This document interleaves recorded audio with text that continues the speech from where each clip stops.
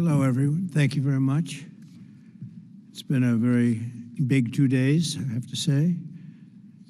And we'll be heading back to Washington, D.C. right after this.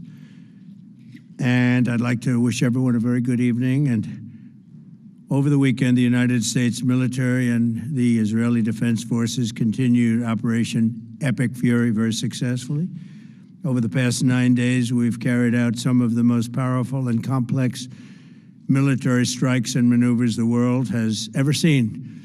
Now, you add that up to all of the other things, Midnight Hammer, getting rid of the nuclear threat from Iran, which was a big moment in history, in my opinion, and the great success we've had in Venezuela and all other places. Every place we've gone, we've had tremendous success. But while we're doing all of these things, we're achieving major strides toward completing our military objective. And some people could say they're pretty well complete. We've wiped every single force in Iran out very completely. Most of Iran's naval power has been sunk. It's on the bottom of the sea. It's almost 50 ships. I was just notified it's 51 ships. I didn't know they had that many. Didn't last very long. And these are fighting vessels. They're meant to fight, but they're not meant to fight against us. We continue to target Iran's drone and missile capabilities. Their drones are way down. Their drone manufacturing's been hit starting today. We know all of the places they manufacture the drones, and they're being hit one after another. Their missile capability is down to about 10%, maybe less. We're also hitting where they make missiles and where they deliver missiles. We've struck over 5,000 targets to date, some of them very major targets, and we've left some of the most important targets for later in case we need to do it.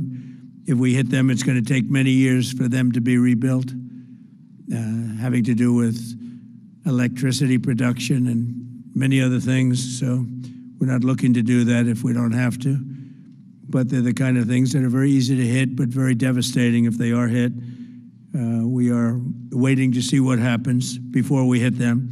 We could take them all out in one day, but it's all resulting in a 90% decline in various things, but in particular, Iranian missile launchers and 83% drop in drone launchers. As you know, the drone launchers are pretty well shot, but we're at over 90% decline in the Iranian missile launchers, which is very hard to reproduce and very hard to get. And usually what we were able to do through great equipment, a lot of smart people, as soon as they sent a missile up from a launcher, we were able to knock out that launcher within a period of 5 minutes or less, accurately, right on the noggin.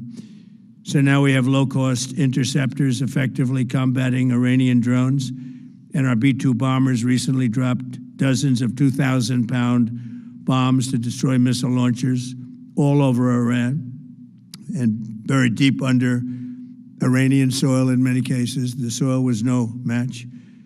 And we're also annihilating the manufacturing base that the regime uses to build drones and missiles at a rate that nobody thought was possible. We're knocking them out.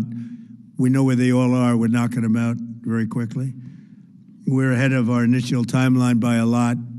I would say that we probably would not have thought after a month we'd be here, in addition to the fact that we've taken out the leadership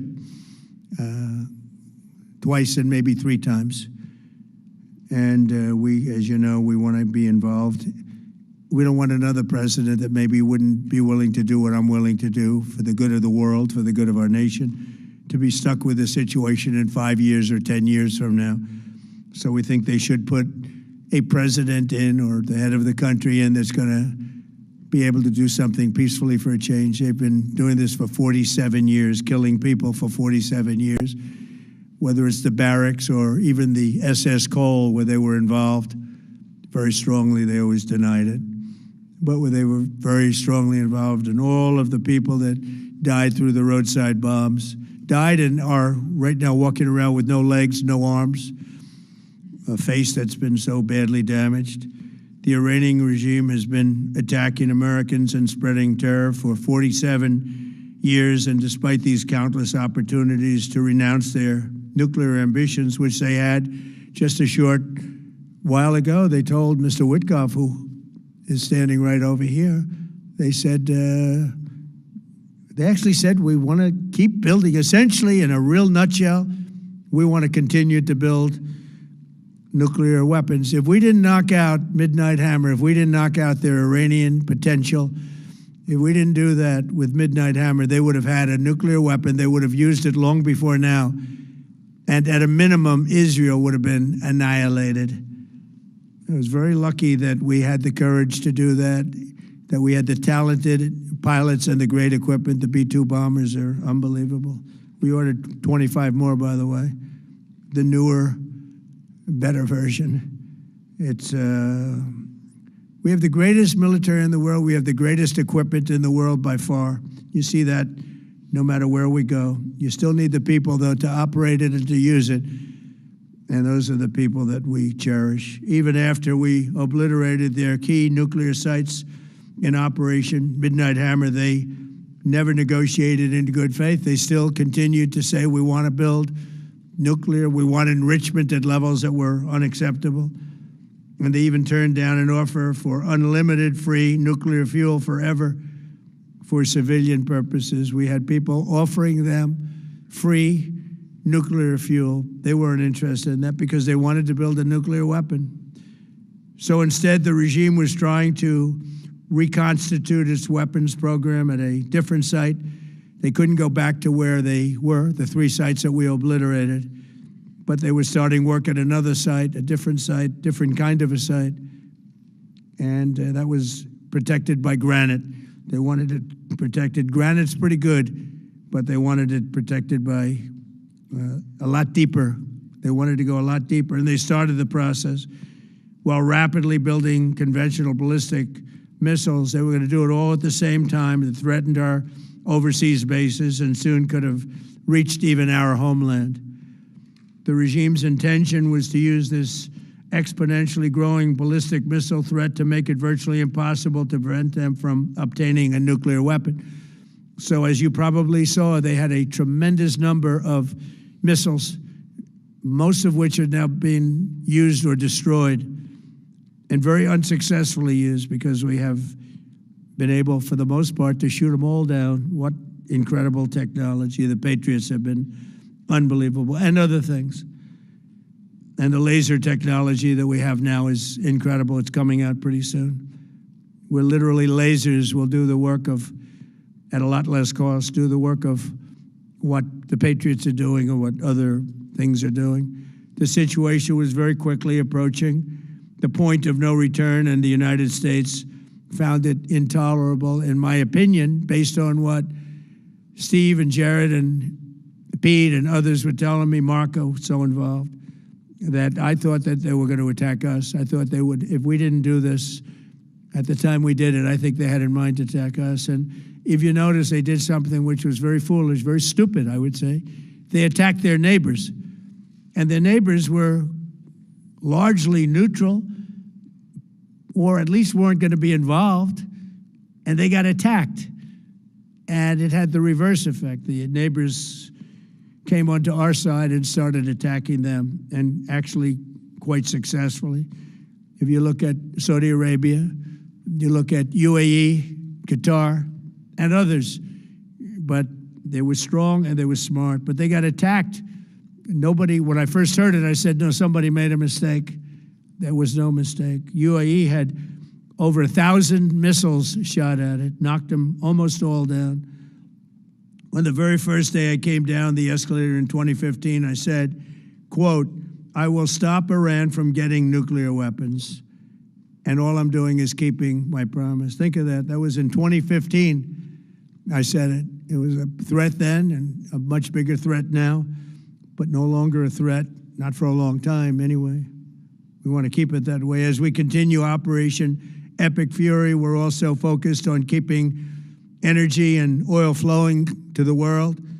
and I will not allow a terrorist regime to hold the world hostage and attempt to stop the globe's oil supply. And if Iran does anything to do that, they'll get hit at a much, much harder level. I will take out those targets that were easy and that I mentioned just before. We'll take them out so quickly, they'll never be able to recover, ever.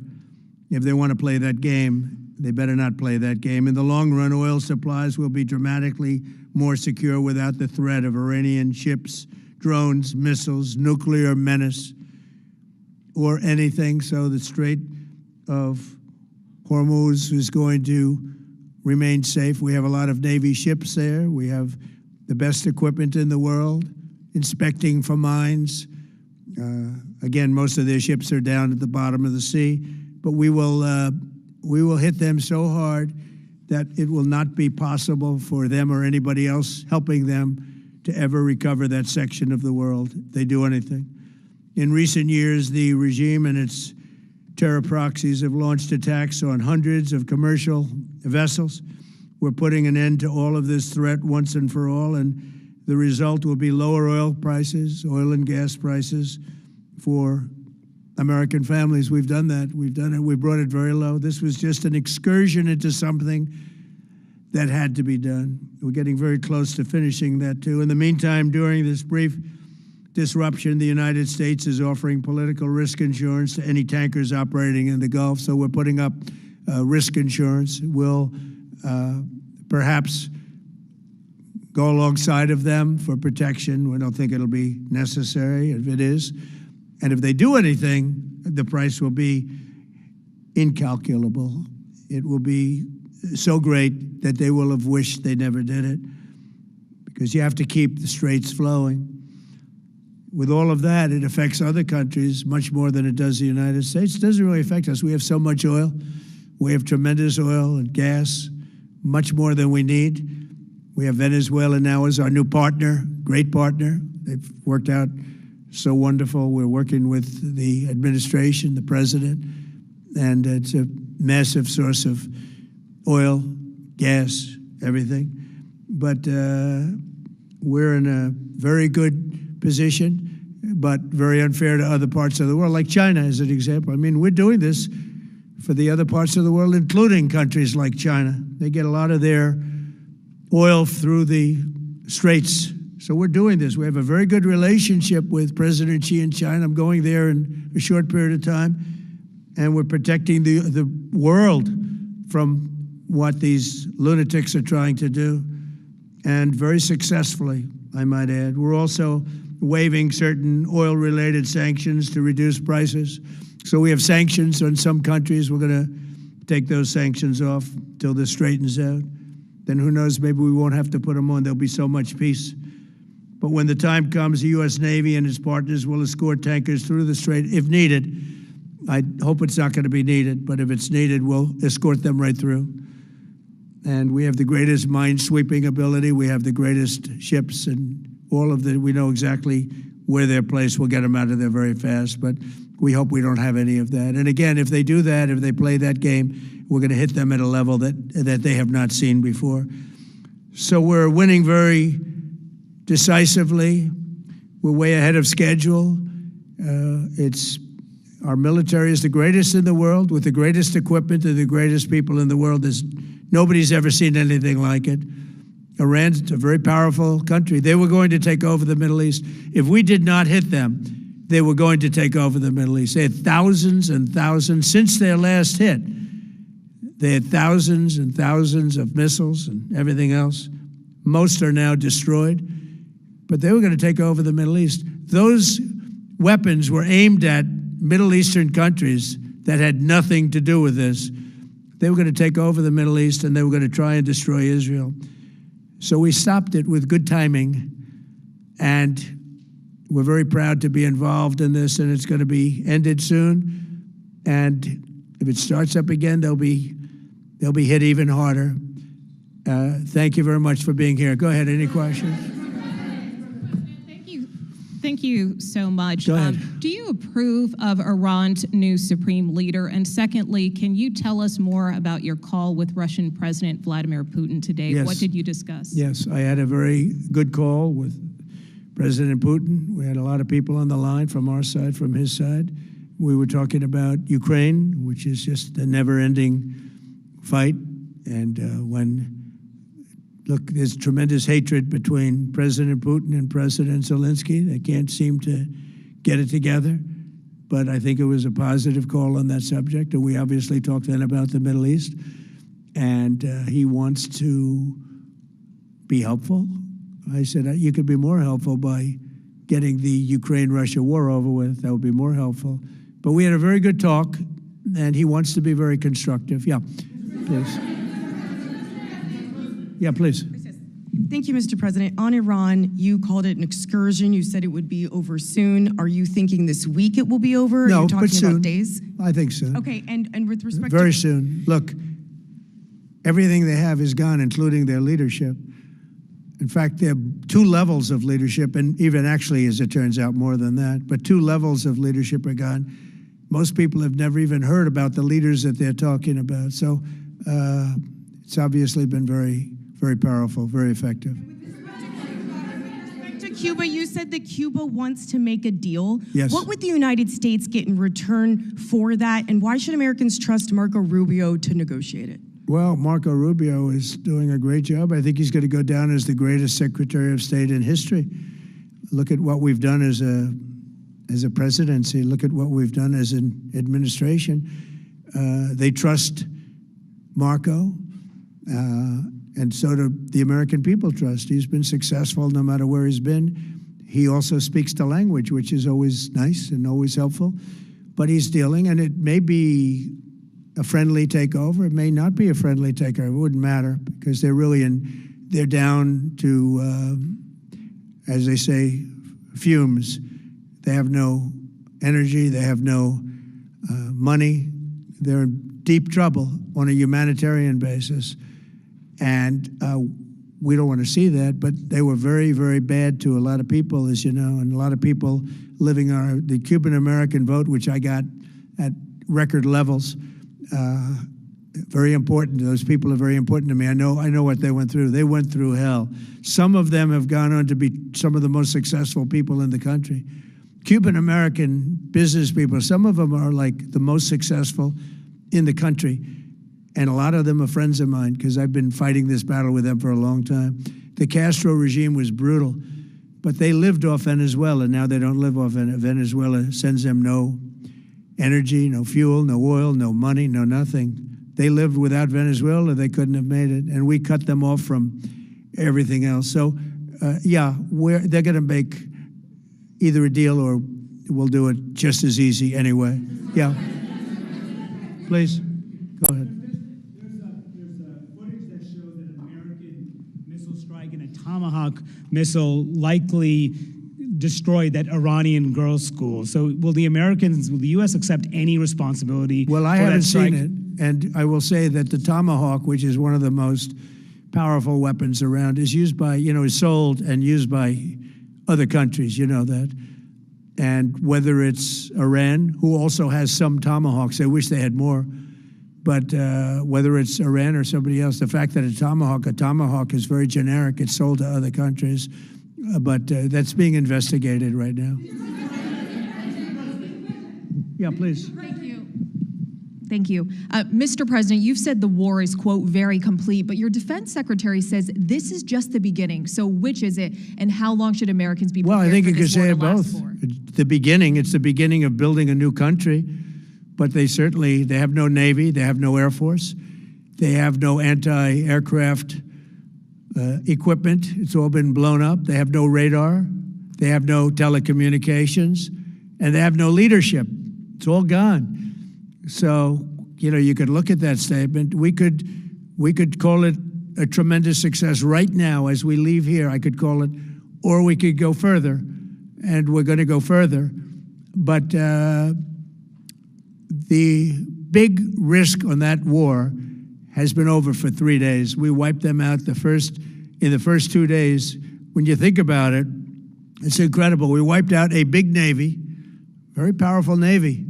These were ships, these were serious ships. These were ships that you buy when you want to win battles. They're They're all on the bottom floor. The sailors are all running off the ships. They refuse to get on the ships.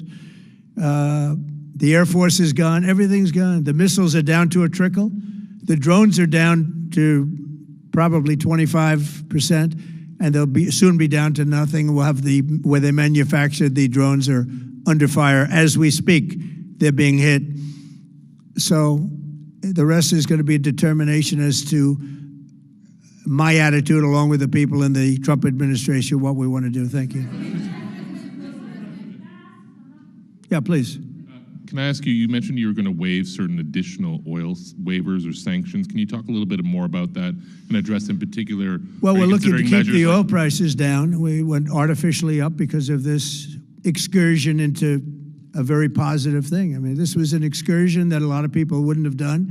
I knew oil prices would go up if I did this, and they've gone up probably less than I thought they'd go up. But I don't think anybody thought we were going to be this quickly successful. This was a military success, the likes of which people haven't seen. We have the best military. We have the best equipment. We have, I believe, the best generals. We have the best. And this went very quickly. We talked about that with President Putin. He was very impressed with what he saw because nobody's ever seen anything quite like it. You know, Iran was a very powerful military country with all of the missiles. Now, you had the double attack. You had the original attack with us and Israel, and that knocked them for a loop. Then you had the B-2 bombers, which took out their nuclear capability, and they would have had a nuclear weapon within 2 weeks to 4 weeks, and they would have used it long before this press conference, and we might have had a much different press conference if we had a press conference at all. But it's been amazing. The military success that we've had is truly unprecedented. You've told your congressional colleagues that you will not sign any piece of legislation until the Save America Act is passed. Does that include the confirmation of Senator Mullen as your next DHS secretary? Does that mean a DHS funding bill? And Senator Thune said today, it's not a matter of whether or not your Republican colleagues agree with the policy, it's about changing the process. In other words, getting rid of the filibuster to get there. So in order to get it, you're going to need Democrat votes. And what we're saying is the Save America, not the SAVE Act, which nobody knew what it was, the Save America Act, the Save America Act. And that's voter ID. We want voter ID. We want to be able to see a picture of the voter. We want to be able to see that the voter is legitimate. We want, very importantly, confirmation that this voter is a citizen of the United States of America, and we want no mail-in ballot scams. So we have exceptions for the military, for sick, for disabled, and for people that are away, business trips or whatever. Even vacations will be very liberal in that. We've added two things to it: no men in women's sports and no transgender mutilization of our children. We don't want it's mutilization of our children, and we don't want that. So we added those two things. That's the 5 points. We have 5 very good points. It polls at 86% with Democrats. Think of that. The overall vote is 86%. With Republicans, it's 98%. And the only one opposed to it is a Democrat leadership because they cheat. They want to cheat. So we added those 2 points. We're going for the gold, and we're going to have to fight like hell. Now, certain things will happen. Certain things will take place. I'm here to do a great job for the country. But we don't have a country if we're going to have elections that are so corrupt and so dishonest like we've witnessed over the last period of time. You know, as an example, virtually nobody has nobody has a system of mail-in ballots like we have. No other country in the world. France went away from it. They all went, you know why? Because it's corrupt. And Jimmy Carter, when he had a commission, frankly, I think it's probably the best thing Jimmy Carter did. He said, you can't have mail-in voting because it's inherently dishonest. And it's turned out to be totally dishonest, so we're going to fight for it. Yeah. Has Iran activated any sleeper cells inside the U.S.? There's reports that they have press that trigger button to activate those cells, at least abroad? Well, they've been trying for a long time. We've been very much on top of it. One of the things we have to do is get the Democrats to stop the Democrat shutdown, because, as you know, the apparatus that looks into that, Schumer and the Democrats have shut it down, which tells you they probably hate our country a lot. But the Democrats have to open that up. But we've got very, very good intelligence into that. We know a lot of different things that have happened that have been very bad. A lot of them came in during the Biden open border period, but we have them under, we've got them, we're watching every single one of them. Yeah, we know a lot about them. The biggest problem we have is the Democrat shutdown. We know a lot about them, but the shutdown doesn't allow us to do what we have to do. Do you have to take him out? Does he have a target on his back? You mean the new Supreme Leader? You mean the son? How can there be an Iran with Well, another I don't Ayatollah? want to say that, but you know, I was disappointed because we think it's going to lead to just more of the same problem for the country. So I was disappointed to see their choice. Thank you, sir.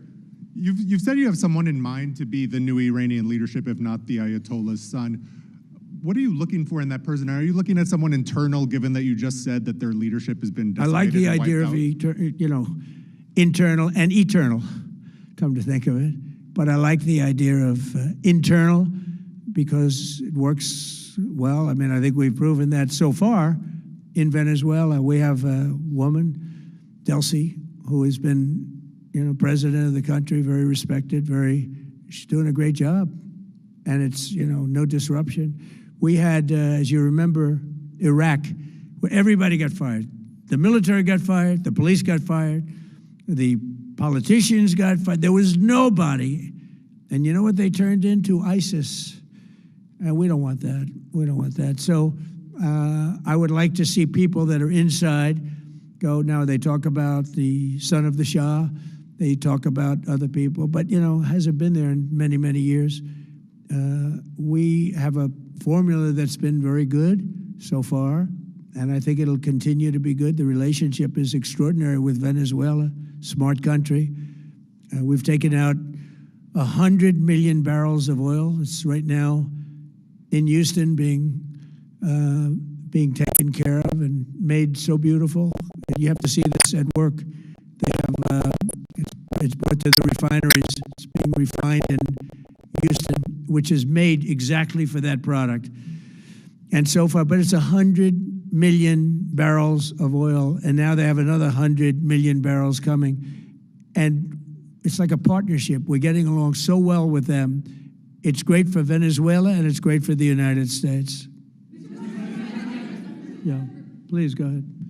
Mr. President, you just suggested that Iran somehow got its hands on a tomahawk and bombed its own elementary school on the first day of the war. But you're the only person in your government saying this. Even your defense secretary wouldn't say that when he was asked, standing over your shoulder on your plane on Saturday.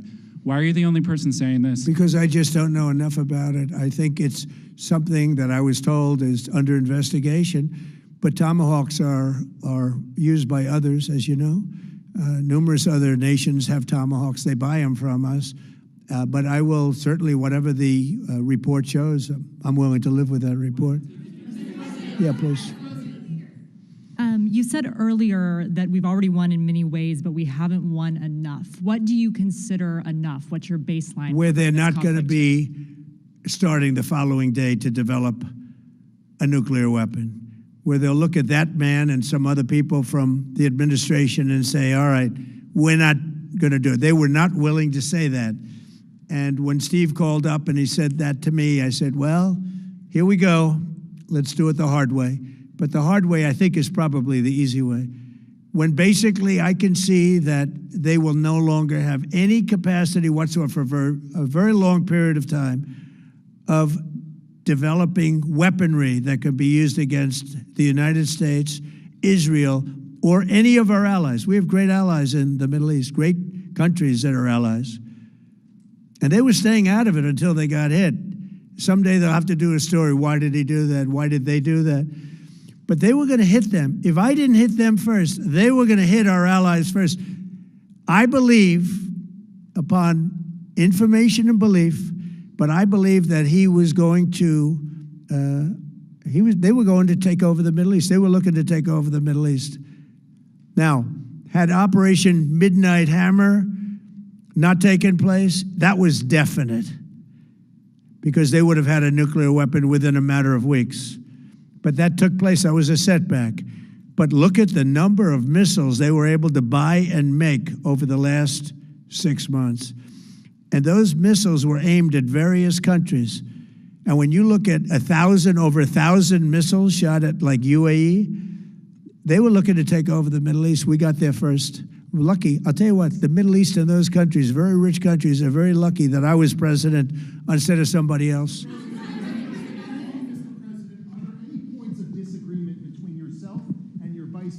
When it comes to U.S. action in Iran? I don't think so, no. No, we get along very well on this. He was, I would say, philosophically a little bit different than me. I think he was maybe less enthusiastic about going, but he was quite enthusiastic. But I felt it was something we had to do. I didn't feel we had a choice. If we didn't do it, they would have done it to us. I felt, based on the negotiations that were being had by Steve Witkoff and Jared Kushner and Marco and Pete, and everybody was involved, I felt that they were looking to tap us along before they hit, and I thought they were going to hit. And if they hit us first, that would have been a very bad thing. In the back, please, in the back.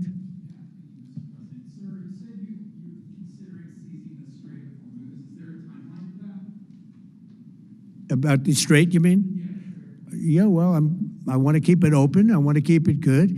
You know, it doesn't pertain to us so much as it does to China. We're really helping China here and other countries, because they get a lot of their energy from the Straits. But, hey, look, we have a good relationship with China. It's my honor to do it. Yeah. You have called him an unacceptable choice. So does he have a target on his back? And how can you say I don't want to say whether or not he does, because that would be inappropriate. But, hey, look, I had a target on my back because, as you people wrote pretty well, they caught the assassin that was after me. So we just got them first. But they caught the assassin. They have him now in custody that was after me. So, you know, but people don't like to mention that, but they did catch him. And I'd like to congratulate our military, Secret Service, FBI, all of the people that worked on that, but they did. Yeah, please. Go ahead. No, go ahead, please. Thank you, Mr. President. You promised the Iranian people you would help them, but it sounds like you're willing to end this fight after your military objectives have wrapped up. Isn't that a betrayal of the people? Will I help them? I'd like to, if they can behave, but they've been very menacing. You know, they're great people. They have an amazing population. It's amazing, smart, brilliant, energetic. They have a great, I'd love to help them, but they have to be in a system that allows them to be helped. And right now they're in a system that only allows failure. And I don't want that. And I want a system that's not going to be attacking us. We want a system that can lead to many years of peace. And if we can't have that, we might as well get it over with right now. Yeah, please. President, as of today, there have been 8 U.S. military fatalities associated with the war in Iran. How many American deaths are you willing to have in this war? Well, as I said before, when you have conflicts like this, you always have death. And I was at Dover yesterday. I met the parents, and they were unbelievable people. They were unbelievable people, but they all had one thing in common. They said to me one thing, every single one: finish the job, sir. Please finish the job. And I'll leave you at that. Thank you very much, everybody. Thank you.